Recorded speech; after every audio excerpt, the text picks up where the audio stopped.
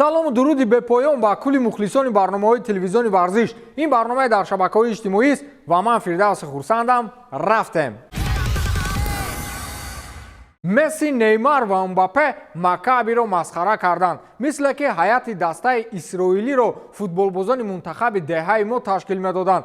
Триои беҳтарини хатти ҳамлаи дастаи парижӣ аз рӯи низоми гол ҷамъи пас 9 амали натиҷаовар нишон доданд ва 5 голу 4 паси головар ташкил карданд ки ҳоло дар мусобиқаи мазкур бозингарони ҳеҷ дастаи бачунӣ нишондод даст наёфтанд. Месси 2 голу 2 паси головар дорад ва натиҷаҳои Мбаппе ҳам аз рӯи ҳамин низом 2 ҷамъи 2 аст. Неймар ҳам 1 гол зад ва дар умум ҳарифи на он қадар сахти худро бо ҳисоби 7-2 шикаст доданд. Месси феълан ягона бозингаре аст ки ҳоло дар топ лигаҳои аврупоӣ аз 10 хол зиёд дорад ва дар умум аргентинӣ 11 голу 12 паси голӣ ба даст овардааст. Мбаппеу Неймар ҳам умори бад надоранд. Фаронсавӣ 16 голу 3 паси голӣ ва Неймар 13 голу 9 паси голӣ дар кулли мусобиқаҳо ҷамъоварӣ карданд. Далели аҷиби дигар ин аст ки ҳар сеи бозингарони беҳамтои парижӣ пайҳам дар бозии якҷояашон дар Лигаи Чемпионҳо аллакай ҷамъуҷамъ 19 гол ба самар расониданд. Ин омор метавонист баъди қариб автогол кардани Неймар ба 20 расад, аммо ба тақдири хубашон автогол нашуд. Баъди маросими ҷоизасупории тӯби тиллоӣ Лионел Месси дар умум 180 дақиқа бозӣ кард ва дар ин муддат аллакай 3 голу 4 ассист ба қайд гирифт. Ҳамчунин Месси ягона бозингаре дар таърихи Лигаи Чемпионҳо шуд ки дар чунин сину сол дар як бозӣ 2 голу 2 ассист ба қайд мегирад. дар ин баробар аргентинӣ дирӯз 23-юмин голи худро аз хатти ҷаримагоҳи ҳариф берун зад ки ба иттилои пойгоҳи Опта ӯ феълан ягона бозингаре дар мусобиқаи мазкур мебошад ки аз ҳама бештар дар чунин маврид гол задааст. Криштиану Роналду чунин голҳо 22 то дорад. Барои ба омори рақиби таърихӣ наздик шудан дар рӯйхати беҳтарин нишонзанҳои таърихи Лигаи Чемпионҳо барои Месси ҳамагӣ 11 голи дигар монд. феълан шумораи голҳои ин футболбоз ба 129 адад баробар шуд ки Роналду ҳамчун лидери рӯйхат то ин дам ба задани 140 гол даст ёфтааст. Роналду имсол тамоман шонси зиёд кардани ин нишондодро надорад, чун дастае ки ӯ бозӣ мекунад имсол ҳаққи иштирок дар Лигаи Чемпионҳоро аз даст дода буд ва дар Лигаи Аврупо бозӣ мекунад. Аз ин рӯ Месси бо дастаи ПСЖ метавонад ки омори худро то ҳадде дар ин маврид зиёд намояд. баъди Месси Левандовски бо 91 гол ва Карим Бензема бо 86 гол меистанд. таърихи ҳаёти Роналду феълан ба ҳамон шӯхии маъмулии худам мушабоҳат дорад. худам давлениён баланд аст, боз ин Месси 2 гол задааст.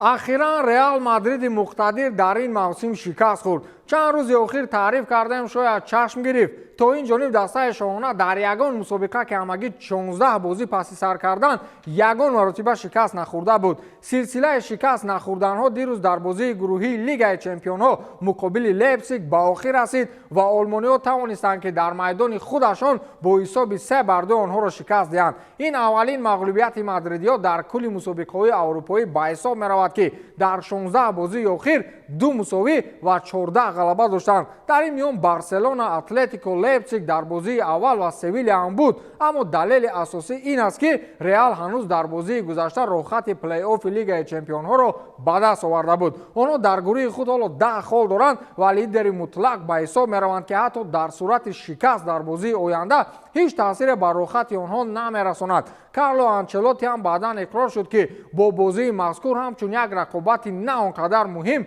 муносибат кард ва аз бозингарони калидӣ истифода набурд. як шикаст ба мо дарси хубе мешавад аз он ки дар 10 бозии охир пайҳам мағлуб мешавем, гуфтааст Карло Анчелоти ва аз ҳама зиёд Винисиус кӯшиш кард ки Реал ғолиб нашавад. розиед?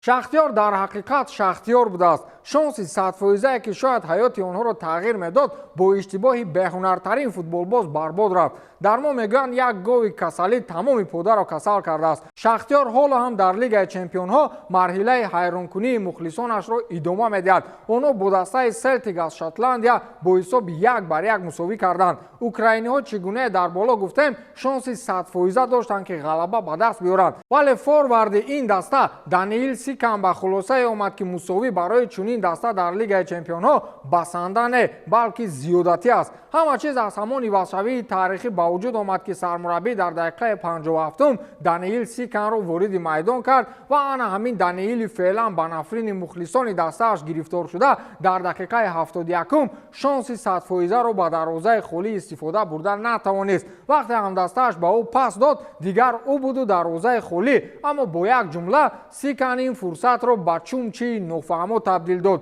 мисли нав омӯзҳо тӯбро манъ кардан натавонист ва ҳамин тавр фурсат аз даст рафт. феълан Шахтёр 6 хол дорад ва барои он ки ин 6 хол ба 9 табдил ёбад, бояд Лейпцигро дар хонаи худашон шикаст диҳанд ва ба мавқеи дуюм бароянд. боварӣ дорам Даниил то ҳадде дар дил тарс дошт ки мехост ҳамон паси ҳамдастааш ба ӯ нарасад. ана форварди мисли Кай Хаверцро мешавад ки таъриф кунем. умедворам ӯ беҳтарин голи даври пеш аз охирини гурӯҳии лигаи чемпионҳоро ба ҳадаф расонид. челси баъди омадани Грэм Поттер ҳоло дар ягон бозӣ шикаст нахӯрдааст. акнун ба хулосае омаданд ки бо ҳамин шаст масъалаи роҳхати марҳилаи плей-оффи лигаи чемпионҳоро ҳаллу фасл намоянд. дар бозии муқобили Залцбург бо шарофати голи даҳонбозкунандаи Кай Хаверц лондониҳо тавонистанд ки ин мақсадро бароварда кунанд ва бо ҳисоби 2-1 ғалаба намоянд. голи аввалро Ковачич зад ва голи ғалабаовар бо як зарбаи хеле олии Кай Хаверц хотима ёфт ки тӯб баъди зарба аввал ба тири дарвоза бархӯрд ва баъдан ба тури дарвоза рафт. чунин голҳо ҳамавақт дар футбол беҳтаринанд. чанд далели аҷиб дар мавриди Кай Хаверц. дар ин мавсим Кай аллакай сеюмин голи худро зад ва ҳамаи ин голҳо ғалабаовар буданд. якум гол муқобили Вестхэм дар дақиқаи 89 ки дар ниҳоят ҳисоб 2-1 ба нафи Челси шуд ва дуюм гол муқобили Вулверхэмптон ки дар ниҳоят лондониҳо бо ҳисоби 3-0 ғалаба карданд ва сеюм голро дирӯз дидед. ҳамаи ҳамин голҳо аз хатти ҷаримагоҳ берун зада шуд. бачаҳои Грэм Поттер ҳаминак бо 10 хол лидерии гурӯҳи худро бар зимма доранд ва роҳхати ба қавли ҳапа ҳалоли марҳилаи плей-оффро ба даст оварданд. як нафар зери шарҳ навиштааст ки агар Хаверцро дуруст истифода барӣ, пас ӯ метавонад ки тамоми дастаро аз паси худаш кашад. ман ба ин розиам. ӯ аз Роналду дида беҳтар метавонад ин корро.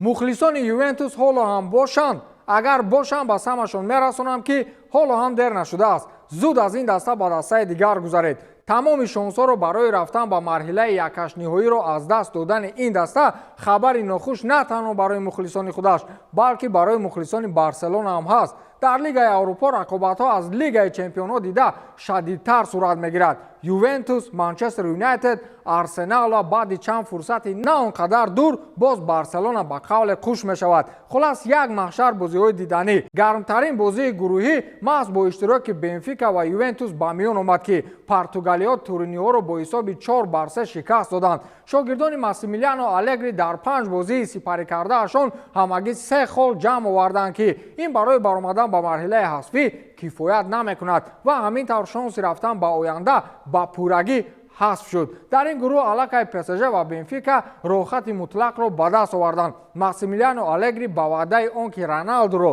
аз даста пеш кунед, ман Ювентусро чемпион мекунам, ба сари қудрат баргашт, вале ба назар чунин мерасад ки аробаи ба қавле шалакаи ин дастаро ҳамон Роналдуи нодаркор мекашидааст. бояд Андреа Анели Массимилиано Алегриро дар байни бозӣ аз вазифа сабукдӯш мекард, аммо баъдан хабарҳо пайдо шуд ки туриниҳо ҳоло аз ин сармураббӣ умеди зиёд доранд. ин мард воқеан сари худро дар Ювентус сафед кард, аммо гапи дигар ҳам ҳаст ки дар 7 натавонист, дар 70 метавонад. ӯ баланди баланд бояд мухлиси футбол бошад, на сармураббии як тими абарқудрати дунё. ба ҳамин тамом, то дидор, хайр.